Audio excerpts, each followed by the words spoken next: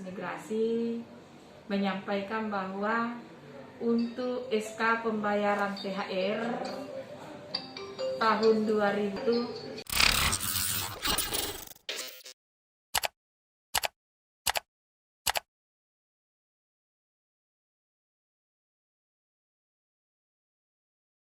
Migrasi menyampaikan bahwa untuk SK pembayaran THR tahun 2000 sudah keluar SK-nya dan kita diperintahkan sama Kementerian Tenaga Kerja dan Provinsi untuk membangun posko tiap kabupaten.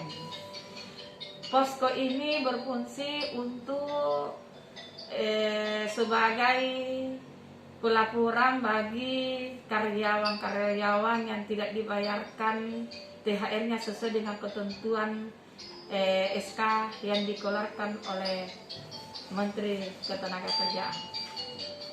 Makasih. Kapan dibayarkan? Dibayarkan pembayarannya yaitu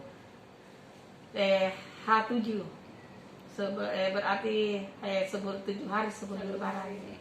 Apakah ada sanksinya, Bu, bagi perusahaan yang tidak?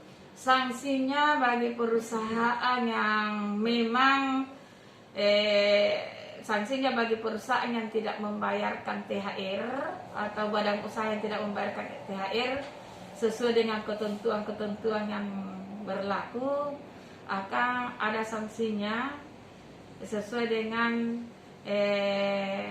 Undang-Undang Ketenagakerjaan. Makasih.